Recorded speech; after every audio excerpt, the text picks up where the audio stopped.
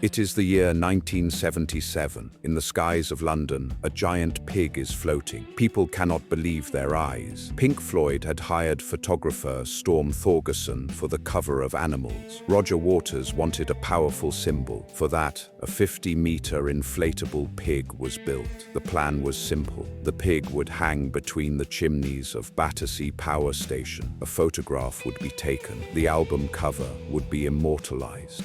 On the first day, a sniper was present for security. If the pig broke free, he was ordered to shoot it down. But the weather did not allow a photo that day. On the second day, the sniper was dismissed. And on that very day, strong winds blew. The pig snapped its chains and vanished into the skies of London. Days later, the giant inflatable landed in a farmer's field in Kent. The funny question was this: did the pigs in the field mistake their massive cousin for a god descending from the sky? And what about the farmer?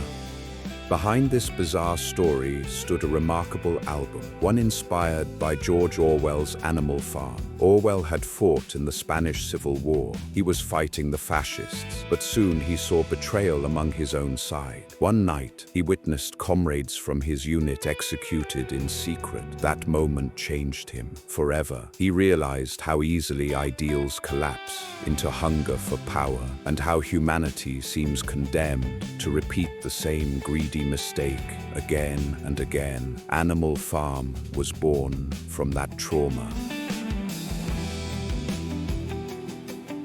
In the novel, the pigs rise up against the farmers. Boxer the horse, Clover, and the other animals believe their slogans: freedom, democracy, equality. But in the end, the same pigs build a dictatorship, no different from the old masters. Through this allegory, Orwell was clearly pointing at the Soviet Union. A revolution of ideals turned into the oppressive regime of Stalin. Orwell carved one sentence into history: all animals are equal, but some animals are more equal than others. And at the start of the novel, he had described man like this: man is the only creature that consumes without producing. He does not give milk, he does not lay eggs. He is too weak to pull the plow. He cannot run fast enough to catch rabbits. Yet he is lord of all the animals. He sets them to work. He gives back to them only the bare minimum to prevent starvation, and the rest he keeps for himself. Pink Floyd's Animals echoed these words through music. Waters openly targeted the politicians of his time. He compared them to pigs feeding off the people. Years later, he said in an interview, "The pigs were Thatcher and her kind, greedy, hypocritical, arrogant." For Waters, the album's themes of oppression, class struggle, and social critique were not limited to 1977. They applied to every era. And what did he sing in his lyrics? You're trying to keep our feelings off the street. You're nearly a real treat. All tight lips and cold feet. And do you feel abused? You got to stem the evil tide and keep it all on the inside.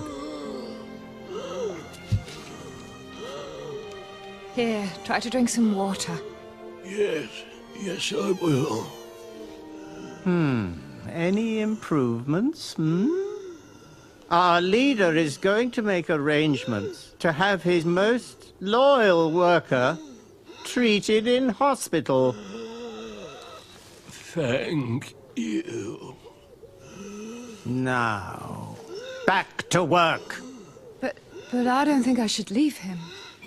Meanwhile, the streets of England were boiling. It was as if Animal Farm had come to life. Strikes were breaking out, one after another. In 1977, garbage collectors went on strike. London became unlivable. For weeks, trash piled up in the streets. Rats were seen running through Hyde Park in broad daylight. Newspapers wrote that even the cats had fled from the city. The council sent out poisoning teams. Garbage depots were shut. But for a brief moment, the rats had turned London into their own farm.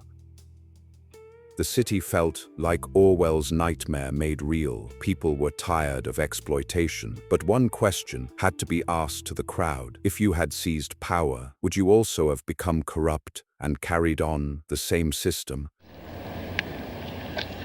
All true tea lovers like their tea strong.